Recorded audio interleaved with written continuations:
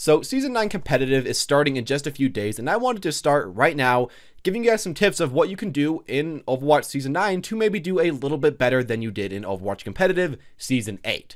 Now I'm going to be talking about Season 9 specific things. I'm going to be talking about how you can play around the meta, how you want to have a certain mindset in this new season, and I guess as well some general tips that I always try to give just to, I guess, remind you guys as you're getting into this new season.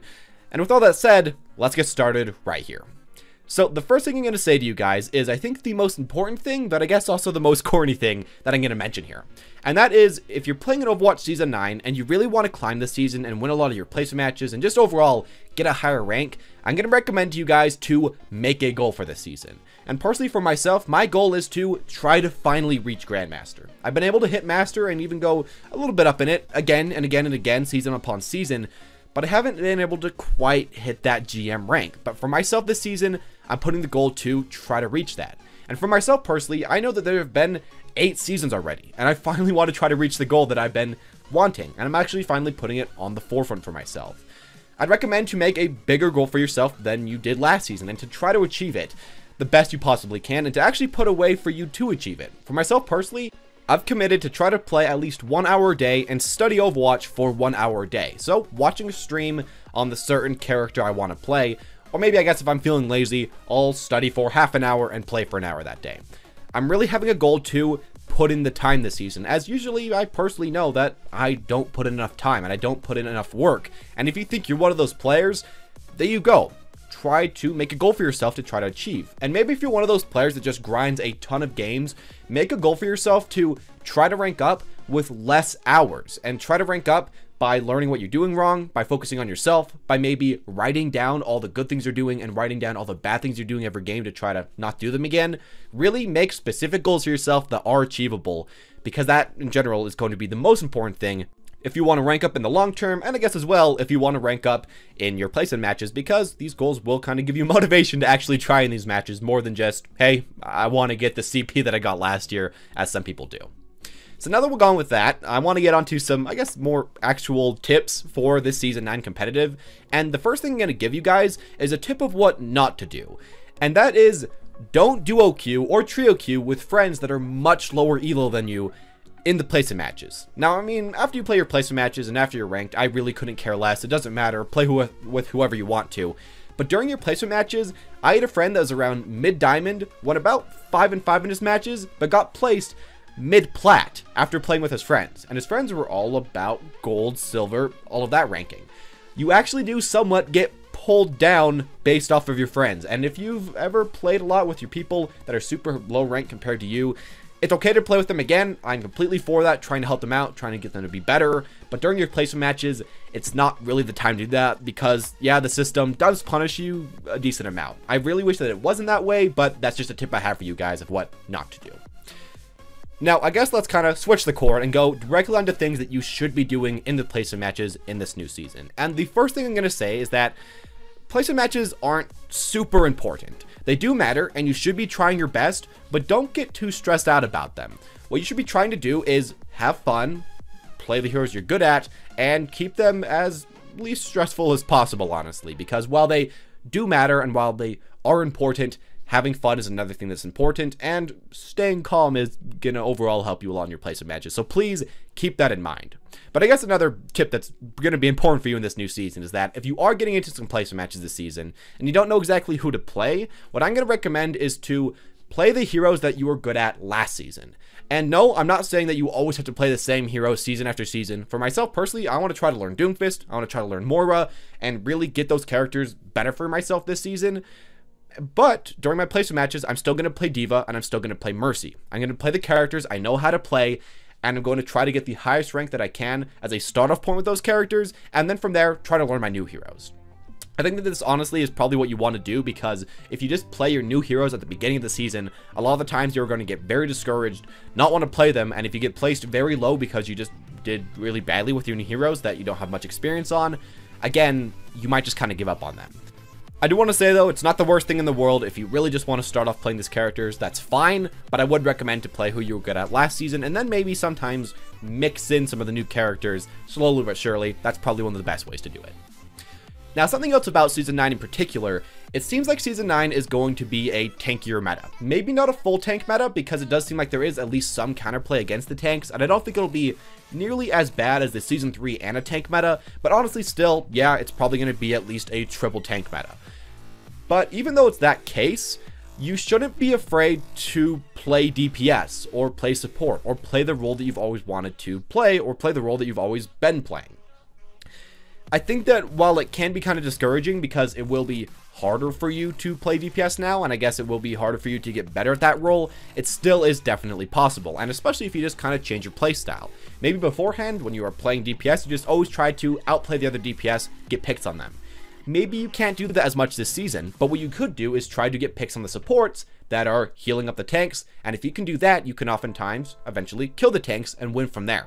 I know it might be kind of different, and it might be harder in a lot of cases, but you should honestly just keep playing the heroes that you want to play, and just try out maybe some new stuff as well to help yourself out. And sometimes you might figure out, maybe I just don't like playing my hero at all this season. That's fine, you can always pick up a new hero and bring back your old main in a future season.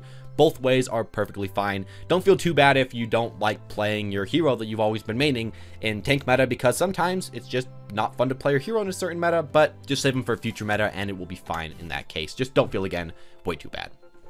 Now, another thing that I've always said in every single meta is to pick a main. And obviously, I'm going to say, in this season, yeah, at the beginning of your placement matches, you should pick a main and probably play some of the heroes that you used to play, or play a hero that you really want to play, anything like that. But I think a thing that I really often neglect to talk about is also make sure this season to pick a secondary support to play. And I'd probably recommend pick Moira or Mercy, as they are some of the easier supports to play. Now, why I think this is such a good idea is because you still want to try to get your main every single game. That's still an obvious check. But if you can't, or if your main just doesn't fit the team comp at all, you can almost always at least help your team somewhat with your Moira or with your Mercy. For myself personally, I played last season with D.Va, had around a 75% win rate, was doing really good, but you can't always get your main every single game, and I'm sure that if I would have just kept playing D.Va through every single match, no matter what, my win rate probably would have went down near 60% or something, because some games are just kind of auto losses if you're only playing your main. But since I could also play Mercy, well, on the games that I didn't really want to play D.Va, or the games where she didn't really fit, I could go for Mercy, and while I only really had like a 50% win rate as Mercy, that's still pretty good, because I can fail. It's essentially just a win or a loss, kind of just canceled out that game, honestly. But when I'm playing my main, I can still have a great time with them. So I think, honestly, learning a support to play as a secondary and just filling them when you need to, that's an important task to be able to do, and that can win you a lot of games, or at least make so that you have a decent chance to win a game compared to just getting into a round and just auto-losing immediately because your team comp just doesn't make any sense. Because yeah, sometimes that does happen, and you should honestly always be prepared for that situation. Now, one of the final tips I wanted to give about this new season is to make sure to warm up before every game. Of course, warm up your mechanics, warm up your gameplay, warm up, play quick play, play free-for-all, play whatever. But as well, I'd recommend to warm up your mind and actually go out and watch some gameplays of pro players in the Overwatch League or grandmaster players that are just doing really well. Just look up grandmaster, let's say Doomfist, gameplay, and I'll look at it, I watch what he's doing, I try to learn from that, and maybe try to refresh my own playstyle, learn from him, or to see how he's playing on every single map, and then try to bring it into my own game. I think, honestly, warming up in this way is probably one of the most important things, because it gets you ready for the map, it gets you ready for the game, and you kind of remember what you're supposed to be doing before every single round. And as well, maybe you can learn a few important niche things that they do on a certain map, or that they do on their certain character. I think this is a nice thing to try to go for, and while it does, I guess, take a little bit of time, I mean, if you're just watching a pro gameplay that's only 10 minutes long and you watch it on ×2 speed, it honestly shouldn't be way too bad, and you should be able to get through that without way too much hassle. And the actual final thing I wanted to talk to you guys about was making sure to not be freaked out by this new season, and mainly trying not to be freaked out by people's rank that they got last season. I think sometimes people just press that P button, or whatever you have it binded to, look at the enemy team, see what rank they got last season, see somebody that had maybe Grandmaster while you only got to Diamond, and you get really freaked out by that. I'd honestly recommend to try to not get freaked out, but you can't always say that, you can just do that. So what I'd really recommend is to just never look at people's rank profiles before a game. Just stay calm, assume that everybody's at about the same rank as you, and play your best, and honestly, in that situation, you are going to do your best.